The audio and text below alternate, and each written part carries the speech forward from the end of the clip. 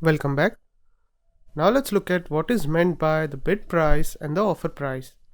Bid price is the price a buyer of a security is willing to pay in order to buy the security.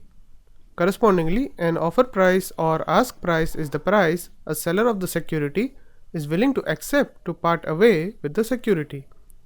Often traders and investors place orders that specify the bid or offer price and a bid or offer quantity associated with the price.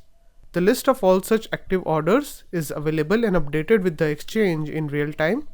Often an investor can get a snapshot of top 5 bid prices and top 5 offer prices from the broker just before he places the order. A sample snapshot is shown here. By looking at this snapshot, one can clearly see the highest bid and the highest offer price. So we see here that the highest bid available is at 179.3 and the bid quantity associated with that bid is 100.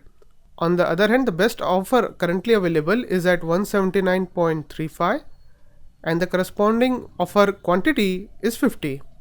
Now let's look at a few examples to understand how the execution of an order placed by an investor will work given this bid offer price quantity situation in the market.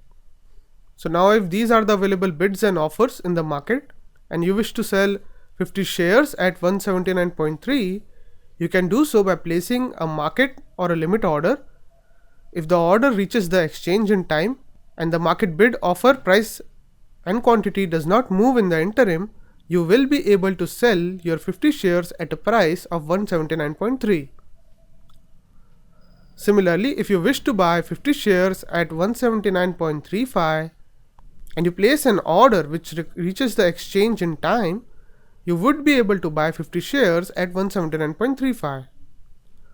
Now instead, suppose you place a market order to buy 100 shares and the market bid offer price quantity does not move by the time your order reaches the exchange, you will be able to buy 50 shares at 179.35 since only 50 shares are available at that price and another 50 shares would be bought at 179.4 as that is the next best offer available in the market at the time. Now we have mentioned the terms market order and limit order here. So now let's look at the various order types that are commonly used in the stock market. Now the purpose of entering any order is to execute a trade in a particular stock or security. The investor enters a buy order in order to buy a security so that he can own the security.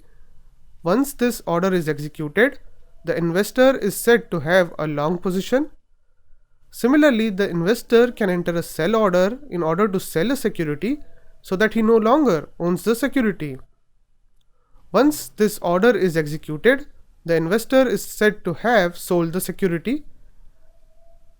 However, it is also possible that an owner may not already own a security and yet decide to sell the security so that he can profit if the prices of the security falls.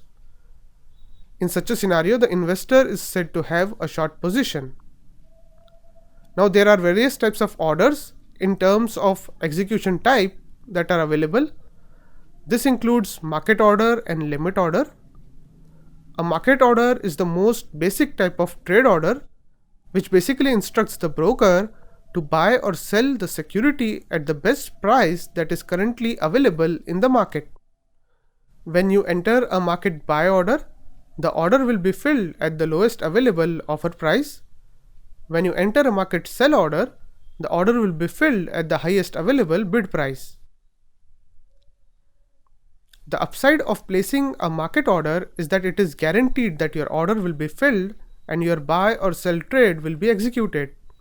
The downside is that you won't know at what price you will end up buying or selling a security until the time the trade has been already executed. So for example, if at the time of placing your buy order you see that the stock is trading at 118.7, it may so happen that by the time your order reaches the exchange, the stock has moved to 119, so you might end up buying the stock at 119 instead of 118.7, which was the price you were probably hoping to get at the time you entered your order. So essentially, with respect to market orders, you always face the risk that the market may move adversely by the time your order reaches the exchange for execution. In order to eliminate this risk, there is the option to place limit order.